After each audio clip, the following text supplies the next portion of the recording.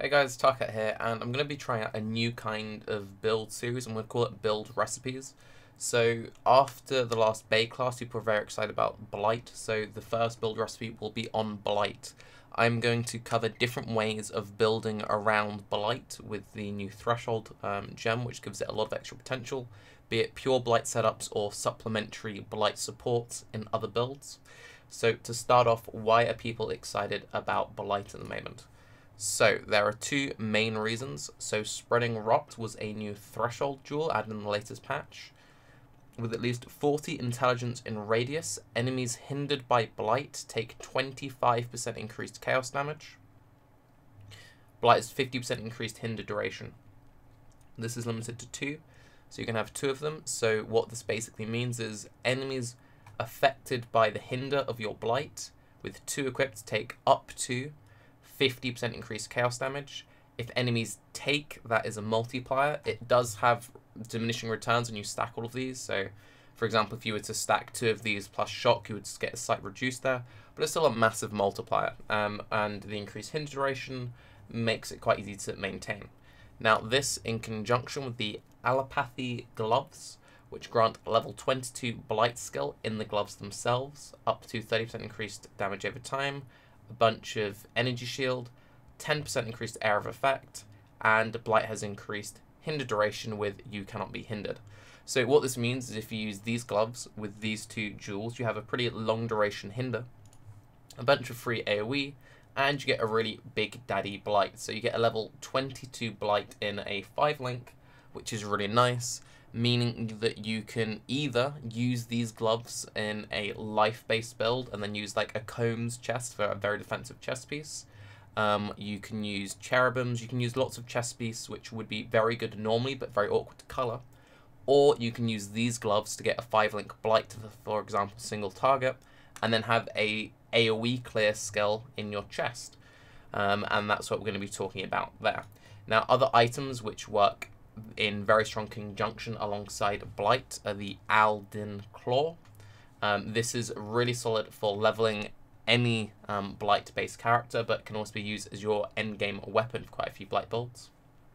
It gives you trigger level 1 Abyssal Cry on hit, and what this means is you can use this with a shield.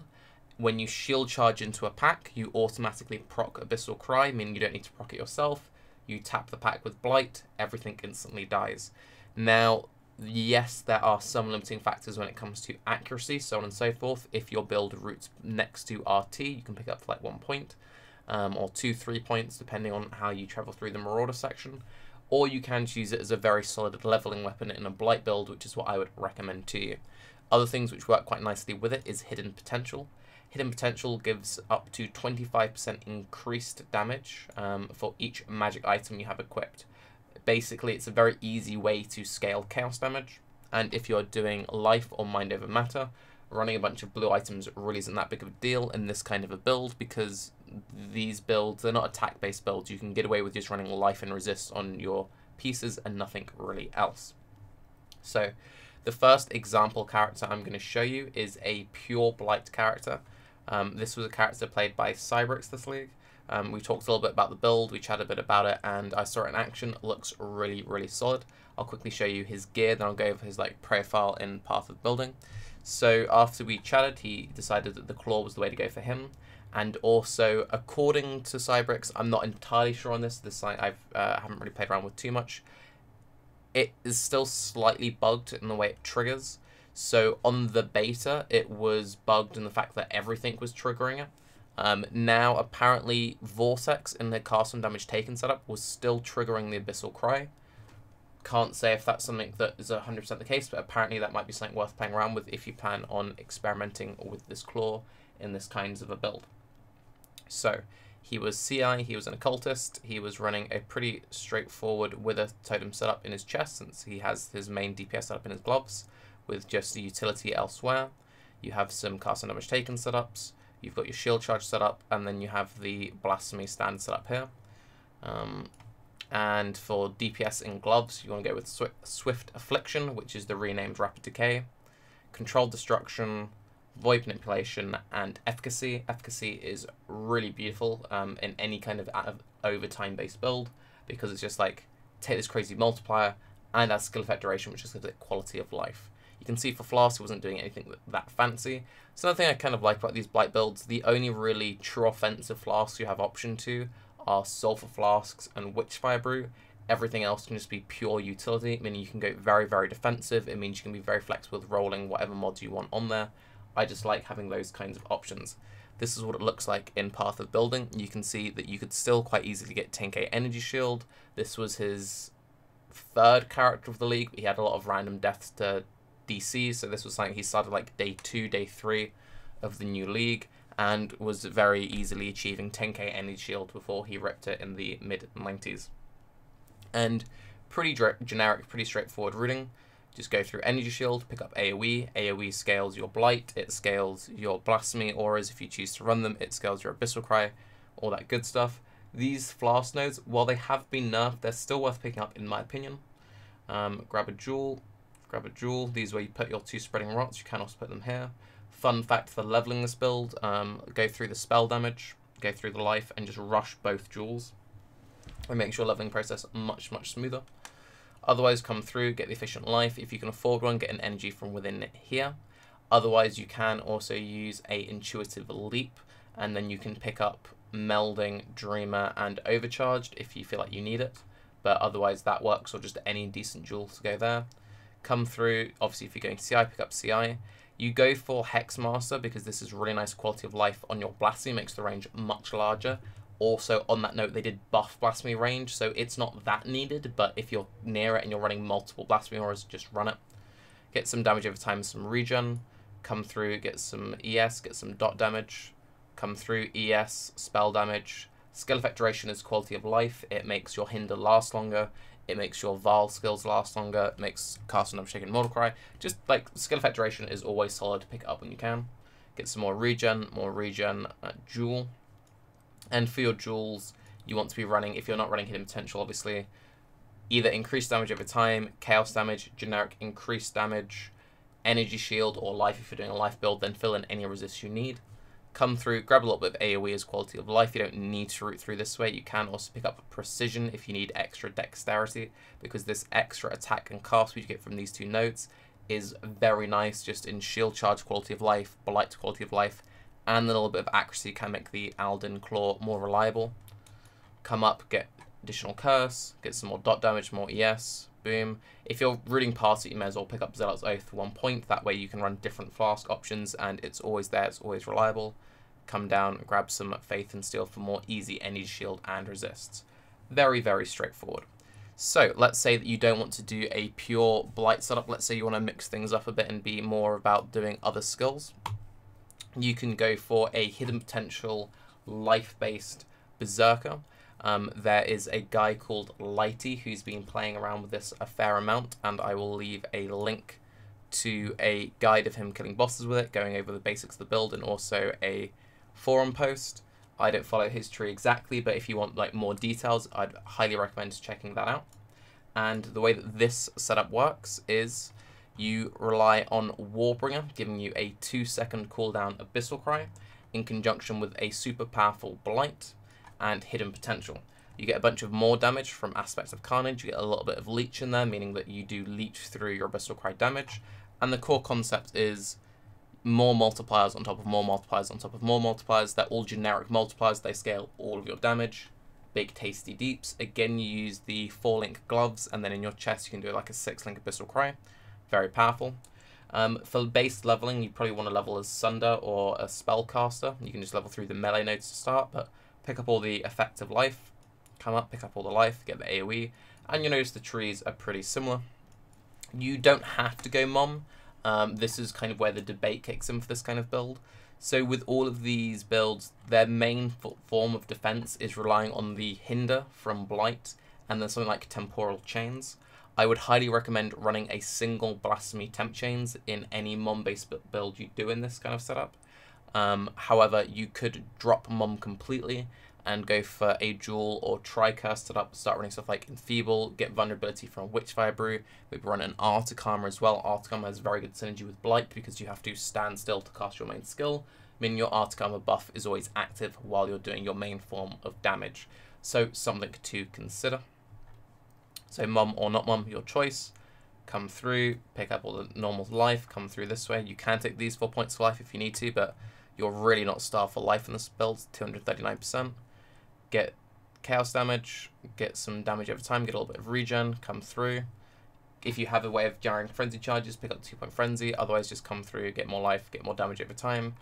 You could go Vaal Pact if you wanted to, however, in that case, you would want to then drop Warbringer, and that kind of ruins your setup a little bit with the whole Abyssal Cry thing. But if you decide to go for the Alden Claw as your main way of applying Abyssal Cry, that is an option to you. And the advantage of having the self-cast versus the auto-triggered, obviously if you're self-casting Abyssal Cry, it gives you more weapon options, it gives you slightly more control, and this also gives you a very powerful 25% heal of your maximum life every 2 seconds. Spamming that every single pact is between every single pack is obviously very strong defensively, and it's also a very nice way of constantly refreshing your mana pool if you decide to go Mind over Matter.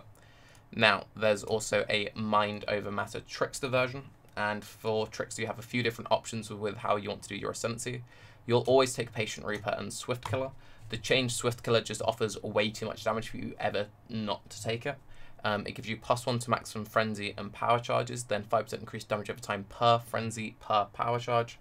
It's just insane, you just always take it. From here, you either go for Walk the Aether, Weave the Arcane. This is like the preferred option if you're just doing Mind over Matter shenanigans, and this gives you a bunch of bonus attack and cast speed, which is always active because you're always shield charging from pack to pack. Alternatively, you drop those points and you come through into Shade Form. This gives you a bunch of raw evasion, which is quite powerful if you want to be doing some kind of like Grace, Queen of the Forest setup. This also gives you a bunch of flat evasion. Obviously, if you're doing that, you're not going Mind over Matter. Or if you want to play a low life variant, but for MoM versions, just go for this and this.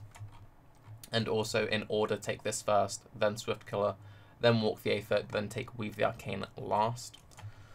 Again, very similar to the Berserker tree, the only real slight difference is routing through this way rather than this way. The reason why I prefer routing this way is to get a little bit of extra regen, get the increased skill effect duration, and having access to this 3-point jewel either through regen or mana is very powerful. Also, if you run stuff like Dewedri's Rings to get Jewel or Tricurse, picking up Skittering Runes is also incredibly powerful. And I would highly recommend for any life-based version to go with Hidden Potential for additional DPS scaling. Now, there are other ways that you can incorporate Blight into the build, not just using either pure cast Blight for everything or Abyssal Cry. Let's say you want to do a Caustic Arrow tree. Now, for Caustic Arrow, to be perfectly honest, you could use any one of the 3 trees I previously showed you. Alternatively, you could mess around with Scion, and Scion is fairly powerful now with the 15% Chaos Pen from Occultist in conjunction with Deadeye giving the inbuilt Pierce +2, Proj speed, Proj damage, additional Proj. The additional Proj basically, pardon me, just gives you extra AoE. Getting the additional Pierce in there with the Pierce rework is very nice. It's just kind of cool. Alternatively, if you're doing Mind over Matter shenanigans, Trickster has a lot of inbuilt regen, but I would personally go with Deadeye Occultist if you decide to go Ascendant for Caustic Arrow. But you can go Caustic Arrow for your general map clear. You'll burn through the entire map very quickly. Then when you get into a single target scenario, you drop your Caustic Arrow Cloud, start hard channeling Blight. The Blight up to 50% more multiplier will buff the damage of your Caustic Arrow, while the Blight itself is also doing very powerful single target dot damage. Really, really strong. Personally, for a Caustic Arrow setup, I would basically just copy the first tree we looked at, and I would just do it as an Occultist, and do it with the old school Vaal Bastion, using the Soul Strike Quiver with a +2 or +3 bow if you can get your hands on it, and you'll be completely and utterly fine. Also going for like a bog standard ED tree, which again for the ED tree I would probably just go with this Trickster variant. I would still keep the AoE scaling in there because it does buff up your Contagion and it does buff up your Blight. You do ED Contagion for general map clear because that will probably be quicker than playing a normal Blight build. Then again for raw single target, you plug the mob once with your Essence Drain, then you just hard cast Blight and the mob falls apart and just sort of dies on the spot. So yeah, gearing options are pretty straightforward. If you're going for the CI variant, then just refer back to Cybrix's profile and just copy his stats. Basically get as much raw energy shield as possible. If you can get any shield recharge on certain places on rings, brilliant. Syntrek are really solid boots because they give an absolute whopping amount of energy shield. They also give you some dexterity and 30% increased movement speed, and they're pretty much always cheap. And allopathy gloves is core for all of these builds. That's really it, pretty straightforward. So if you have any questions about Blight in general that you'd like me to clear up, then leave it down below. If you have any other suggestions of ways of playing the skill, let me know. And if you like this more kind of here are different tools, do what you want with it approach to skills, let me know. And if I do decide to do this again, I'll most likely do Dark Pact next, because Dark Pact is another very exciting new skill with lots of different options in the way that you build it. But anyway, I'm Tarke. Make sure you check out Cybrix, make sure you check out Lighty. There will be links down below to both of their content. Have a good day. Bye-bye.